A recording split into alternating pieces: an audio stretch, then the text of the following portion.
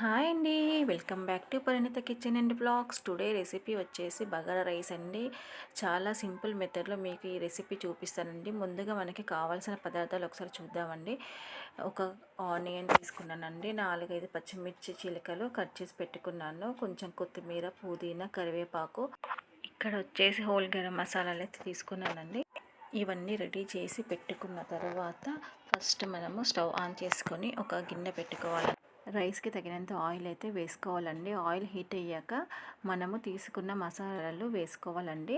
సాజీరా, 4 లవంగాలు తీసుకున్నాను, 2 ఇలాచీలు, పట్ట, ఇంకా బూజువరాకు అయితే తీసుకున్నానండి, పెద్ద ఇలాచీ, స్టార్ పువ్వు, ఇవన్నీ వేసుకొని కొంచెం వేగాక దానిలోనికి ఇప్పుడు ఆనియన్ కట్ చేసుకున్న ఆనియన్, పచ్చిమిర్చి, పుదీనా, కొత్తిమీర, కరివేపాకు ఇవన్నీ దీనిలోకి వేసేసుకోవాలండి. ఇప్పుడు వీటన్నింటిని మనము ఒకసారి కలుపుకోవాలి. ఇలా కలుపుకున్న తర్వాత మనము పైనుంచి ఒక మూత అయితే పెట్టేసుకోవాలండి. మనము రైస్ని ముందుగానే 1/2 అవర్ కడిగి నానబెట్టుకోవాలండి. నేనైతే 4 గ్లాసులు అయితే రైస్ తీసుకున్నానండి. అయితే ఇక్కడ మధ్య మధ్యలో మూత తీసి కలుపుతుండాలండి, మాడిపోకుండా ఉంటుంది. ఇప్పుడు నేనైతే ఒక క్యారెట్ అయితే కట్ చేసి పెట్టుకున్నానండి, సన్నగా తరిమి పెట్టుకున్నాను, ఇందులోకి అయితే వేస్తున్నాను ఫ్రెండ్స్. కొంచెం వేయించుకున్న తర్వాత మనము దీనిలోనికి అల్లం వెల్లుల్లి పేస్ట్ యాడ్ చేయాలండి. నేను ఇక్కడ అయితే అల్లం వెల్లుల్లి పేస్ట్ 1 స్పూన్ అయితే యాడ్ చేశానండి. ఇది పచ్చి వాసన పోయే వరకు వేయించుకోవాలి. ఆ తర్వాత మనము మూత పెట్టేయాలండి. మూత అయితే తీసేసి ముందుగా కడిగి పెట్టుకున్న రైస్ని అయితే ఇందులోకి వేసుకోవాలండి. మొత్తానికి వేసేసుకున్న తర్వాత ఒకసారి అయితే బాగా అంతా కలిసేలా కలుపుకోవాలండి రైస్ని.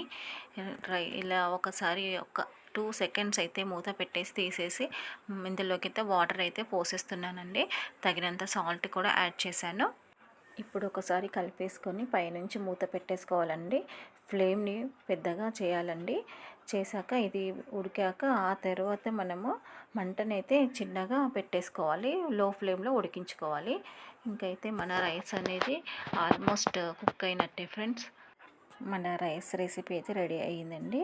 ఇప్పుడు పైనుంచి కొద్దిగా నిమ్మరసం కలుపుకోవాలి. ఆ తర్వాత నేనైతే ఇక్కడ నెయ్యి అయితే వేస్తున్నానండి. 2 టేబుల్ స్పూన్స్ నెయ్యి వేసాను.